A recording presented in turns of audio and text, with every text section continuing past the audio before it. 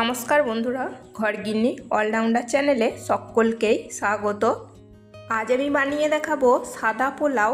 সাদা পোলাও বানানো খুবই সহজ এবং খেতেও খুবই টেস্টি হয়। আর এই বৃষ্টির দিনে যদি সাদা পোলাও বানানো হয় আর সাথে যদি চিকেন কষা কিংবা আলুর দম কিংবা পনিরের যে কোনো রেসিপি থাকে তাহলে তো দারুণ হয়। চলো তাহলে সাদা পোলাও কিভাবে বানাই সেটাই দেখে নেওয়া যাক। সাদা পোলাও বানানোর জন্য এখানে আমি দেখো এই বাটিটার মাপ করে এক বাটি আমি বাসমতি চাল নিয়েছি আর ওজন হিসেবে আমি 1 কিলোগ্রাম চাল নিয়েছি। এই বাটিটার আমি মাপ নিয়েছি কারণ জলের মাপটাও তাহলে ঠিকঠাক মতো দিয়ে নিতে পারবো। দেখো বাসমতি চাল আমি এই বাটির মধ্যে ঢেলে নিচ্ছি। এখন আমি খুব ভালো করে চালটাকে জলে ধুয়ে পরিষ্কার করে নিয়ে আমি ফিরে আসছি। চাল আমি খুব ভালো করে জলে ধুয়ে পরিষ্কার করে নিয়েছি। এখন দেখো জল দিয়ে রেখেছি, আমি এই জল দিয়ে চালটা 1 ঘন্টা মতো ভিজিয়ে রেখে দেব। এতে করে ভাতটা খুব লম্বাও হবে এবং খুব ভাতটা ভালোও হবে। বাসমতি চাল 1 ঘন্টা মতো জলে ভিজিয়ে রাখার পর আমি দেখো খুব ভালো করে জল ঝরিয়ে নিয়েছি। এখন আমি চালটা খুব জল জল ভাব না থাকে সেরকমভাবে একটুখানি শুকিয়ে নেব। দেখো বন্ধুরা, এই বাটির মধ্যে আমি সাদা তেল খুব ভালো করে মাখিয়ে নিয়েছি। এখন আমি দিয়ে দিচ্ছি জল। আমি যে বাটিটার মাপ করে আমি চাল নিয়েছি সেই বাটিটার মাপ করে আমি 2 বাটি জল দিয়ে নিচ্ছি। 1 বাটি চাল নিলে সে জায়গায় আমার 2 বাটি জল লাগবে। জলের মাপটা যদি ঠিকঠাক থাকে তাহলে কিন্তু সাদা পোলাও খুবই ভালো হবে এবং খুবই ঝরঝরে হবে। এখন আমি এই জলটা গরম করে নেব। ওভেনে আমি কড়াই বসিয়ে দিয়েছি আর কড়াইতে দিয়েছি 2 টেবিল চামচ মতো সাদা তেল আর এখানে দিয়ে দিচ্ছি 1 চামচ ঘি। ঘি মেল্ট হয়ে যাওয়ার পর এখন আমি কাজু এবং কিশমিশ ভেজে নেব। এখানে আমি 1 বাটি কাজু নিয়েছি আর 1 বাটি কিশমিশ নিয়েছি। কাজু আর কিশমিশ খুব ভালো করে ভেজে নিচ্ছি। কাজু এবং কিশমিশ দেখো ভাজা হয়ে গেছে। তোমরা দেখেই বুঝতে পারছো যে কাজু আর কিশমিশ খুব ভালো করে আমি ভেজে নিয়েছি। এখন আমি কাজু এবং কিশমিশগুলো নামিয়ে নেব। কাজু এবং কিশমিশ ভেজে নেওয়ার বাকি তেলটার মধ্যে আমি ফোড়নে দিয়ে দিচ্ছি 4টে তেজপাতা, 5-6টা দারচিনির টুকরো, 12-14টা মতো এলাচ। এলাচটা আমি মুখ ফাটিয়ে নিয়ে দিয়ে দিচ্ছি। আর দিয়ে দেবো এখানে 12-14টা মতো লবঙ্গ। গোটা গরম মশলাগুলো একটুখানি ভেজে নেব। গোটা গরম মশলাগুলো আমি একটুখানি ভেজে নিয়েছি। গরম মশলা থেকে একটা সুন্দর গন্ধ বেরিয়েছে। এখন আমি দিয়ে দিচ্ছি 1 চামচ গ্রেট করা আদা। আমি এখানে গ্রেট করা আদা দিচ্ছি, তোমরা চাইলে কিন্তু আদার পেস্ট বানিয়েও দিতে পারো। আর 1 চামচের জায়গায় 2 চামচও আদার পেস্ট দিয়ে নিতে পারো। গ্রেট করে নিয়ে আদা দিলে খাবার সময় যদি আদা মুখে পড়ে তাহলে কিন্তু খেতে খুবই ভালোই লাগে। গ্রেট করা আদাও আমি একটু নাড়াচাড়া করে ভেজে নিচ্ছি।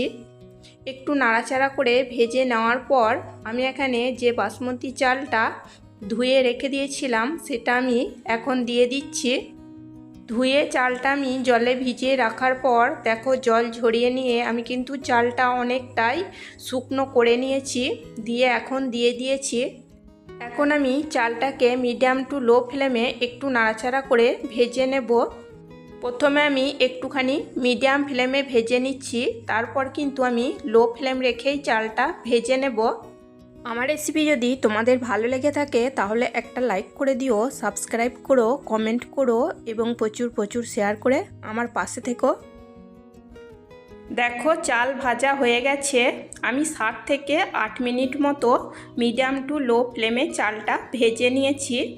এখন আমি বাটি মাপ করে যে জলটা আমি গরম করতে দিয়েছিলাম ডেকচির মধ্যে সেটা এখন নিয়ে নিচ্ছি। দেখো আমি 1 বাটি চাল নিয়েছি, সেই মাপ করে 2 বাটি জল আমি আগে থেকেই গরম করে নিয়েছি। এখন আমি ভেজে নেওয়া বাসমতি চালগুলো এর মধ্যে দিয়ে নেব। তোমরা এখানে সম্পূর্ণ রান্নাটা কড়াইয়ের মধ্যেই করে নিতে পারো, কিন্তু আমার এখানে যেহেতু চাল বেশি আছে, কড়াইটা যেহেতু ছোট, সেই জন্য আমি এই ডেচকির মধ্যে নিয়ে নিচ্ছি। সম্পূর্ণ চালটা আমি ডেচকির মধ্যে নিয়ে নিয়েছি। এখন আমি একটুখানি নাড়িয়ে নিচ্ছি। এবার ভেজে রাখা কাজু এবং কিশমিশগুলো দিয়ে দিলাম। টেস্ট অনুযায়ী নুন দিয়ে দিলাম, আর দিয়ে দেব 2 চেরা কাঁচা লঙ্কা। এখানে খুব একটা বেশি ঝাল ভালো লাগে না, সেই জন্য আমি 2 কাঁচা লঙ্কা দিয়েছি। তোমরা যদি আর একটু দিতে চাও তাহলে আরও 2 কাঁচা লঙ্কা বেশি পরিমাণ দিয়ে নিতে পারো। আর দিয়ে দিলাম 1 বাটি মতো চিনি। আমাদের বাড়ির সকলে একটু মিষ্টি মিষ্টি খেতে পছন্দ করে, তাই আমি আমার মিষ্টিটা পছন্দ অনুযায়ী দিয়ে নিলাম। তোমরা তোমাদের পছন্দ মতো মিষ্টি দিয়ে নিতে পারো। এখন আমি নাড়াচাড়া করে খুব ভালো করে মিশিয়ে নিলাম। খুব ভালো করে মিশিয়ে নেওয়ার পর ঢাকা দিয়ে মিডিয়াম টু লো ফ্লেমে আমি 10 মিনিট মতো রান্না করে নেব। মিডিয়াম টু লো ফ্লেমে আমি 10 মিনিট মতো রান্না করে নেওয়ার পর এখন আমি ঢাকা সরিয়ে নিয়েছি। দেখো একটুখানি নাড়াচাড়া করে দেখিয়ে দিচ্ছি। ভাতটা অনেকটাই হয়ে গেছে, কিন্তু আর একটু সময় লাগবে সম্পূর্ণভাবে ভাতটা হওয়ার জন্য। একটুখানি নাড়াচাড়া করে নিয়ে আবারও আমি 5-7 মিনিট মতো লো ফ্লেমে ঢাকা দিয়ে রান্না করে নেব। আবার আমি লো ফ্লেমে 5 থেকে 7 মিনিট মতো ঢাকা দিয়ে রান্না করে নিয়েছি। দেখো পোলাওটা একদম রেডি হয়ে গেছে। এর থেকে আর বেশি রান্না করা যাবে না, তাহলে একদম ঘেঁটে যাবে, আর ভাতটা খুব একটা গলে গেলে খেতে ভালো লাগবে না। এখন আমি দিয়ে দিচ্ছি 1/2 চামচ মতো ঘি। তোমরা এখানে 1 চামচও ঘি দিতে পারো, আমি আর বেশি দেব না। আমি 1/2 চামচ মতোই ঘি দিয়ে নিলাম। ঘি দিয়ে এটাকে আর নাড়াচাড়া করার এখন কোনো প্রয়োজন নেই। এখন 5 মিনিট মতো ঢাকা দিয়ে রেখে দিতে হবে। 5 মিনিট মতো আমি ঢাকা দিয়ে নিয়েছি। দেখো পোলাওটা কত সুন্দর হয়েছে এবং খেতেও খুবই ভালো হয়েছিল। ব্যাস তৈরি হয়ে গেছে বাসমতি চালের ঝরঝরে সাদা পোলাও। তোমরা যদি বাসমতি চালের সাদা পোলাও বানিয়ে না থাকো তাহলে অবশ্যই একবার বানিয়ে নিও, দেখবে এটা খেতে খুবই ভালো হয়। আজকের মতো এই পর্যন্তই। আবার আসবো অন্য কোনো নতুন রেসিপি নিয়ে। সবাই সুস্থ থাকবে, ভালো থাকবে। চলো টাটা, বাই।